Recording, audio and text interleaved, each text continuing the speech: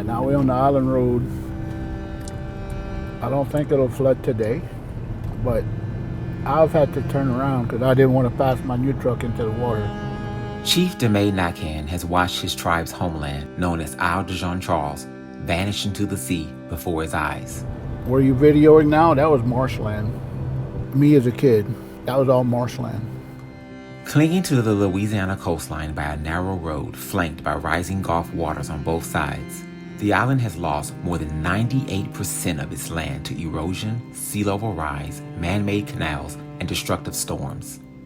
You know, you come here and you explain to your kids and your grandkids of what they missed out on.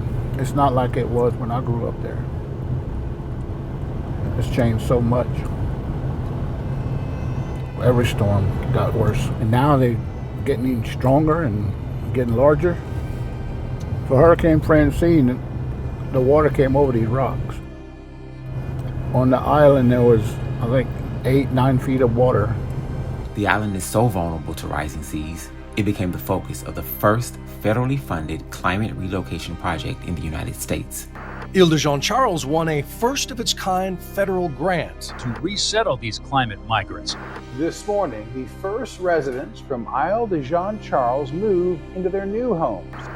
Ultimately moving most of its residents 40 miles north to a custom-built subdivision known as the New Isle, and transforming the old Isle into a ghost town. I mean, they had homes built here, and there was homes everywhere.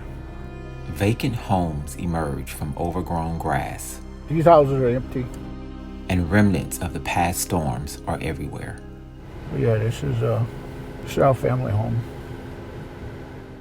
Rising seas could force more than 2.5 million Americans living along the coast to leave their homes over the next 25 years.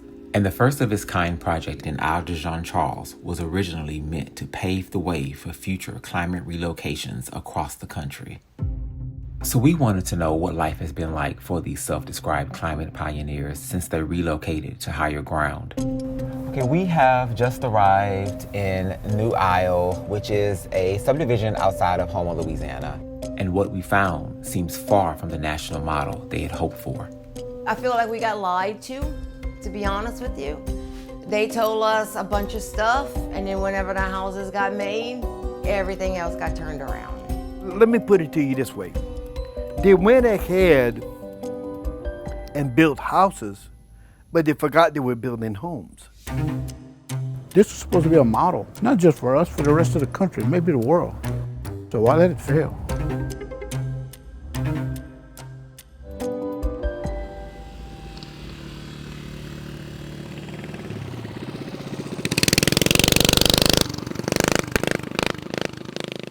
So we're here in New Isle, which is a subdivision outside of Houma, Louisiana. This place looks like any other subdivision in America, but it has a very unique backstory because it was the first federally funded climate relocation project in the country.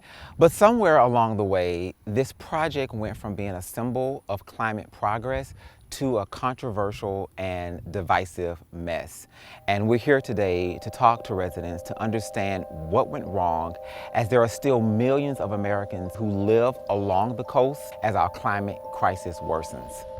One of the first residents we spoke with on New Isle was a woman named Christy Nakan, and she told us she had a lot of issues with her new home.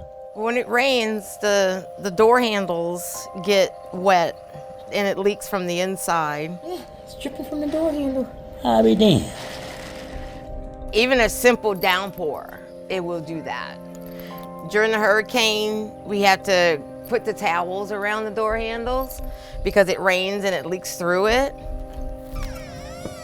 Inside, Christy showed us uneven flooring. When you walk this way, you can feel the leaning. Like it literally leans this way. Broken appliances. Dishwasher don't work, like it doesn't even come on. And outside, she showed us where water routinely pools under the house. And it's always standing water right here. And it smells. It smells like rotten mud. And that's what we gotta deal with every time it rains. How does all this make you feel, all these? Very mad. Honestly, pissed, to be honest. I get it, it's a house, but we should not have this many complaints and we should not have this many problems. Yeah, it is frustrating, and I think it's just trying to get the job done too fast. Other residents, like Chris Brunet, told us Chrissy's issues were far from uncommon. Others were going through worse things, whenever it came to electrical, whenever it came to plumbing. So it's only after moving in that we realized that some of these things were just done too fast. And sure, anything could break, anything could happen, but all at the same time, and then for so many number of houses. We're very appreciative for the people that are there. What we're not appreciative of is the way the homes were constructed. The construction was very poor, and I personally think people should be held accountable. Chief DeMay, who lives halfway between New Isle and Old Isle, said he's been hearing similar complaints for years, and his issues with the relocation project run far deeper than just the quality of the new homes. What were you guys promised at first when the relocation talks first started? I mean, we thought we was going to have a community and we was going to be able to own and run it as a tribe. But after the money was awarded, we was invited to the table for our opinions and our vote, but none of it counted. The federal government awarded nearly $50 million to the state of Louisiana to fund the relocation project. The original plan, developed by the tribe, called for the construction of more than 100 homes, walking trails, a community center, retail developments, and other amenities. I mean, we wanted assisted living, place to evacuate for storms, powwow grounds. We wanted the whole community. But little of that vision came to pass, with only 37 homes and none of the promised amenities besides a community center that sat vacant during our visits to the area. We knew the money that was awarded wasn't going to be enough. That we knew from the beginning. But we had opportunities for more funding. The state agency behind the project, Louisiana's Office of Community Development, declined to be interviewed for this report.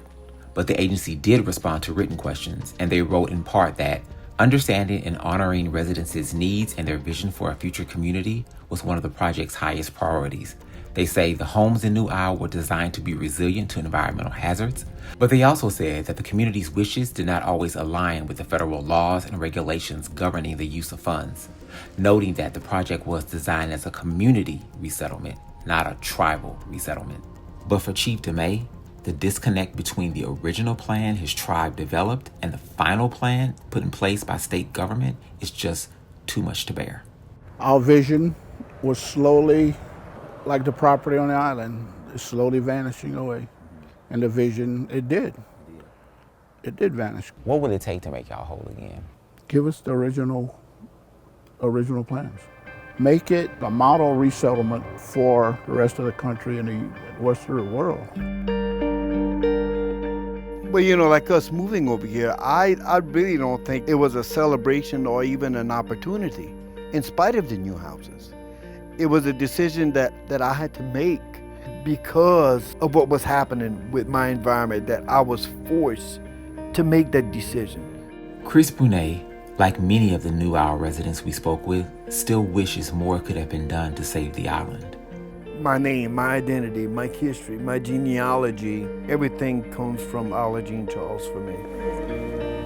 During our visit to the island, Chris showed us his former home. Being out here today, what kind of emotions does this stir up for you? I'm home. This is where it starts out for me. This is where I was awakened to my Native American identity, because at one time, Native Americans were just discriminated against, and so come back home to your own and you didn't have to worry about that, Despite his strong ties to the island, Chris still knows his life here had become untenable. And you ask anyone after a hurricane where they had a storm surge of 4, 5, 6 feet, there's nothing left in the house. That's what we came home to so many times. As for his life back on New Isle, Chris remains optimistic that the resilience he forged on the island will carry over into his new community. I'm hoping that we can press forward and continue to discover, continue to find new ways to deal with us living in a new location, and for us to remember, you know, where we come from and who we are.